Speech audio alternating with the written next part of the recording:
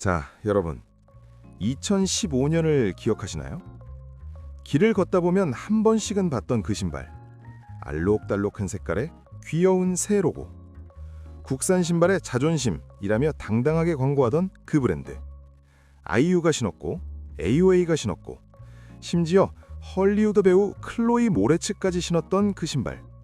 바로 스베뉴입니다. 창업 2년 만에 매출 500억 원. 전국에 매장이 줄줄이 들어서고 중국 시장까지 뚫었던 그 브랜드가 단 몇 년 만에 완전히 사라졌습니다. 도대체 무슨 일이 있었던 걸까요? 그리고 이 모든 걸 만든 사람, 황효진은 지금 어디에 있을까요? 오늘 저는 여러분께 대한민국 인터넷 역사상 가장 극적인 흥망성쇠 스토리 중 하나를 들려드리려 합니다. 아프리카TV의 스타 BJ에서 청년 사업가의 아이콘으로, 그리고 세간에서 손가락질 받는 사람이 되기까지. 이것은 황효진 그리고 스베뉴의 이야기입니다. 1장, 소닉의 탄생, BJ 황효진. 때는 2000년대 초반. 인터넷 방송이라는 개념 자체가 낯설던 시절. 지금의 유튜브도 없고 트위치도 없던 그 시절. 한국에는 아프리카TV라는 플랫폼이 있었습니다. 누구나 방송을 켜면 BJ가 될 수 있다는, 당시로선 엄청나게 혁신적인 개념이었죠. 그리고 여기서 한 청년이 등장합니다. 닉네임은 소닉. 황효진이라는 이름의 게임이라면 자다가도 일어날 청년이었습니다. 그가 방송한 컨텐츠는 스타크래프트. 지금의 젊은 분들은 잘 모르실 수도 있는데 스타크래프트는 그냥 게임이 아니었습니다. 2000년대 대한민국에서 스타크래프트는 야구나 축구 못지않은 국민 스포츠였어요. TV에서 중계하고 선수들이 연예인 못지않은 인기를 누리던 시대였습니다. 그런 시대의 BJ 소닉은 스타크래프트 방송으로 아프리카TV에서 점점 이름을 알려갑니다. 게임 실력 물론 있었죠. 하지만 소닉의 진짜 무기는 입담이었습니다. 재치있고 유쾌하고 시청자들과 격없이 소통하는 스타일. 아프리카TV 초창기, 그야말로 황무지 같은 인터넷 방송 시장에서 소닉은 서서히 스타가 되어갑니다. 단순히 인기 BJ에서 그친 게 아니었습니다. 소닉은 직접 소닉 스타리그라는 개인 대회까지 만들어버립니다. 자기 방송에서 자기 돈으로 선수들 불러 모아 대회를 여는 겁니다. 처음엔 아담하게 시작했던 소닉 스타리그는 회차를 거듭하면서 점점 커집니다. 오프라인 무대도 만들고 스폰서도 붙이고 OGN에서 중계까지 했으니까요. 이 사람 단순한 BJ가 아니구나. 시청자들이 그런 생각을 하기 시작할 즈음 황효진은 이미 인터넷 방송계에서 손꼽히는 유명인이 되어 있었습니다. 2장, 흔들리는 청춘, 군대, 이별, 그리고 결심. 잘 나가던 BJ 소닉의 인생에도 시련이 찾아옵니다. 군복무 중 여자친구와 이별을 맞이하게 됩니다. 이유는 단 하나, 미래에 대한 비전이 보이지 않는다. 이 말은 황효진에게 비수처럼 꽂혔습니다. BJ, 인터넷 방송인. 당시엔 이걸로 먹고 살 수 있다고 생각하는 사람이 많지 않았어요. 지금이야 유튜버, 스트리머가 당당한 직업이지만 2000년대 후반 그 시절엔 달랐습니다. 인터넷 방송으론 생계를 꾸리기 어렵다. 황효진도 그걸 느꼈습니다. 이별의 아픔과 함께 그는 제대 이후의 삶을 진지하게 고민하기 시작합니다. 나는 뭔가를 해야 한다. 방송만으론 안 된다. 이 결심이 이후 모든 이야기의 시작점이 됩니다. 3장, 첫 번째 도전, 신발팜의 탄생. 2010년, 황효진은 온라인 쇼핑몰을 시작합니다. 이름은 신발팜. 타 브랜드의 신발들을 판매하는 온라인 멀티샵이었습니다. 왜 신발이었냐고요? 당시 신발 시장은 마진이 꽤 괜찮았거든요. 나이키, 아디다스, 뉴발란스 같은 해외 브랜드들이 한국에서 엄청난 프리미엄을 받고 팔리던 시대였으니까요. BJ 소닉이라는 유명세는 분명 도움이 됐습니다. 자신의 방송 시청자들을 자연스럽게 고객으로 끌어들일 수 있었으니까요. 그런데 문제가 생깁니다. 황효진은 사업을 너무 공격적으로 확장합니다. 들어오는 돈보다 나가는 돈이 많아지기 시작합니다. 결국 신발팜은 큰 빚을 남기고 위기를 맞습니다. 이 시점에서 황효진의 선택이 흥미롭습니다. 보통 사람이라면 포기하고 방송으로 돌아갈 법도 한데 그는 반대의 길을 택합니다. 전국을 돌아다니며 투자자를 찾겠다. 그리고 실제로 그렇게 합니다. 발로 뛰고 자신을 팔고 설득하고 또 설득해서 마침내 10억 원의 투자를 유치하는 데 성공합니다. 그 10억 중 850만 원은 빚 갚는 데 씁니다. 남은 돈은 1억 4, 5천만 원. 이 돈을 들고 그는 부산으로 내려갑니다. 이제 단순히 남의 신발을 파는 게 아니라 자신만의 브랜드를 만들겠다는 꿈을 품고 4장, 스베뉴의 탄생, 영원 불멸의 신발. 2013년 10월 22일, 신발 판매 오리지널 상품명으로 처음 등장한 이름, 스베뉴. 슈즈의 S와 전설 속 불멸의 새, 베뉴의 합성어. 영원 불멸의 신발. 이름 하나는 정말 잘 지었습니다, 여러분. 2014년 10월 12일, 드디어 스베뉴 1호 매장이 화고점에서 문을 엽니다. 황효진의 나이 20대 중반, 청년 사업가의 탄생이었습니다. 그런데 이 사람 마케팅 감각만큼은 정말 탁월했습니다. 아니, 탁월하다 못해 거의 천재적이었다고 해야 할까요? 황효진이 선택한 마케팅 전략을 들어보세요. 첫째, SNS 인플루언서 마케팅. 당시만 해도 인플루언서 마케팅이라는 말 자체가 낯설던 시절, 페이스북 스타, 블로거들에게 신발을 협찬하고 자연스럽게 착용 후기를 올리도록 합니다. 요즘엔 흔하디 흔한 방법이지만 2014년엔 이게 꽤 신선한 전략이었어요. 둘째, 유명 연예인 광고 모델 기용. 국내 최고 인기 걸그룹 AOA를 모델로 씁니다. 거기에 아이유까지. 심지어 헐리우드 배우 클로이 모레츠까지 기용합니다. 클로이 모레츠라고 하면 영화 키케스, 캐리 등으로 유명한 배우죠. 국산 신발이 헐리우드 배우를 모델로? 당시 이건 진짜 충격이었습니다. 셋째, e스포츠 후원. 황효진이 자신의 뿌리를 잘 알았던 거죠. 스타크래프트, 리그 오브 레전드 대회를 후원하고 프로팀 스폰서로 이름을 올립니다. 게임 커뮤니티 내에서 자연스럽게 브랜드를 각인시키는 전략. 넷째, 드라마 예능 협찬. TV 화면 속에도 스베뉴가 등장합니다. 드라마 장밋빛 연인들 속 청년 사업가의 모델이 황효진이라는 이야기까지 나올 정도였으니까요. 이 정도면 전방위 마케팅이라고 할 수 있겠죠? 결과는 대박이었습니다. 창업 2년 만에 매출 500억 원, 전국에 매장이 줄줄이 들어서고 중국 시장까지 진출합니다. 황효진은 언론에서 성공한 20대 청년 사업가의 아이콘으로 불렸습니다. YTN 사이언스의 청년 창업 프로그램에도 출연하고 각종 인터뷰에서 그의 창업 스토리를 앞다투어 보도합니다. 아프리카 TV BJ가 신발 브랜드로 연 매출 500억? 사람들은 환호했습니다. 꿈과 도전의 상징처럼 보였으니까요. 그런데 모든 게 너무 빠르게 올라갈 때 보통 그 뒤엔 뭔가 있습니다. 5장, 균열의 시작, 품질이라는 아킬레스건. 스베뉴가 전성기를 달리던 그 순간에도 온라인 커뮤니티 어딘가에선 조용히 이야기가 나오기 시작합니다. 근데 스베뉴 신발 품질 괜찮아? 처음엔 소수의 목소리였습니다. 신었더니 양말이 신발색으로 물들었어요. 한 달 만에 밑상이 떨어졌어요. 모양은 예쁜데 발이 너무 아파요. 이런 후기들이 슬금슬금 올라오기 시작했지만 스베뉴 측에선 이걸 언론 알바로 막습니다. 신발을 무상 제공받거나 광고비를 받고 긍정적인 리뷰를 올리는 사람들이 비판 댓글과 키배를 벌이는 기이한 풍경이 연출됩니다. 국산 브랜드 키우기 싫어서 트집 잡는 거잖아요. 아디다스보다 더 잘 만든 신발인데. 지금 들으면 웃기지만 당시엔 이 논리가 통했습니다. 바이럴 마케팅에 대한 경각심이 별로 없던 시절이었으니까요. 그런데 진짜 충격적인 사실이 하나 있습니다. 나중에 밝혀진 이야기인데 저질 품질은 사실 부산 공장 에이전트의 만류를 불구하고 황효진 본인의 의지로 만들어졌다는 증언이 나옵니다. 왜 그랬을까요? 마케팅에 돈을 너무 많이 써서 품질에 투자할 예산이 없었던 것입니다. 클로이 모레츠 광고비가 얼마였겠어요? AOA, 아이유 광고비가 얼마였겠어요? 인플루언서 협찬, e스포츠 후원, 드라마 협찬. 매출 500억이 들어와도 마케팅 비용으로 거의 다 나가버리는 구조였습니다.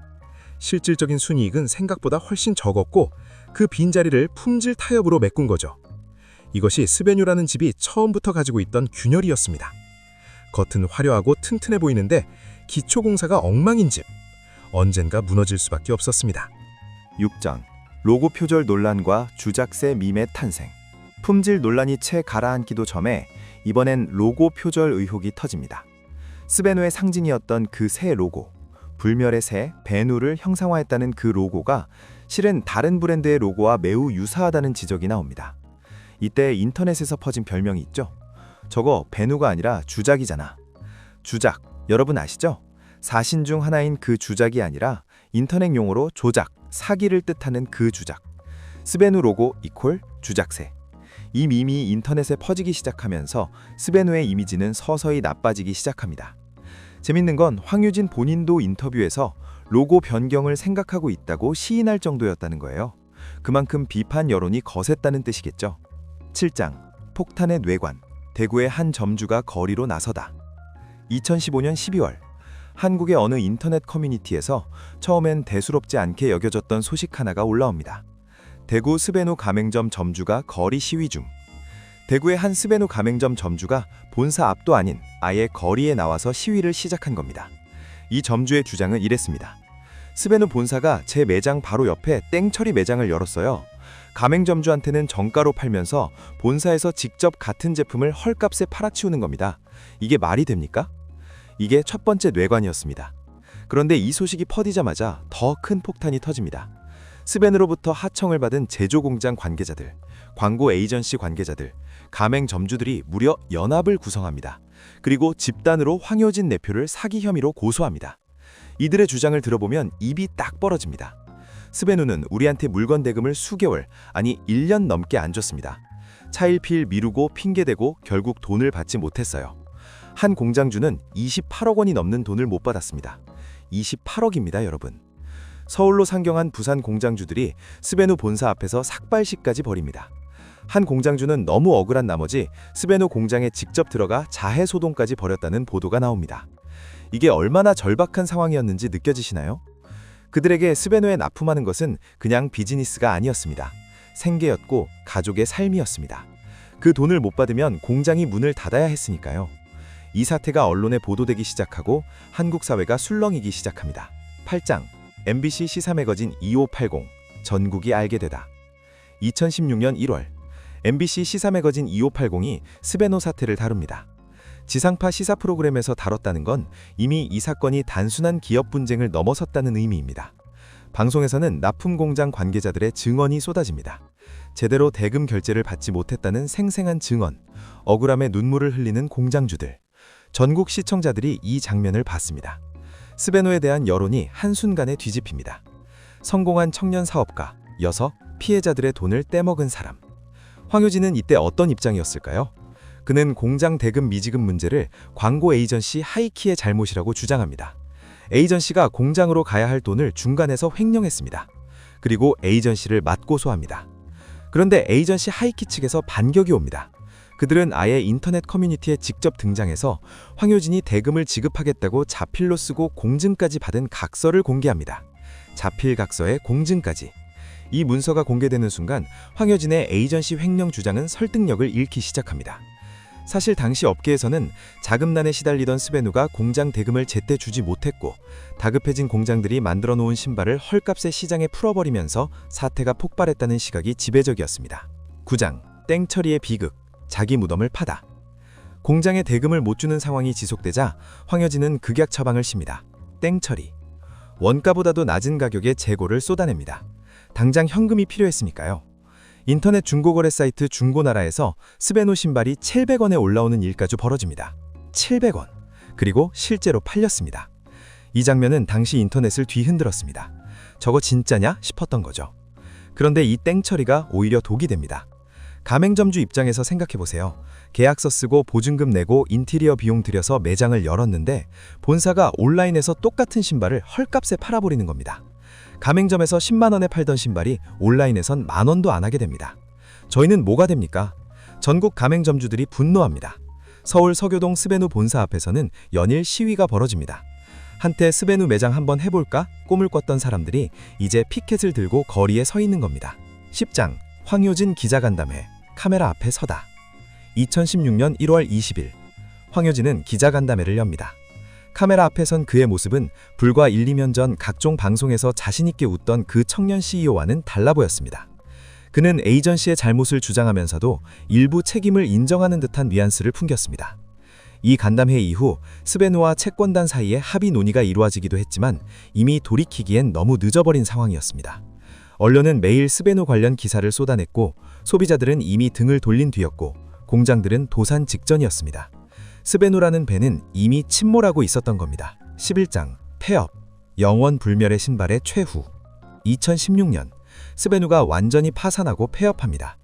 창업 2년 만에 연매출 500억을 찍었던 회사가 채 3년도 안 돼서 사라진 겁니다.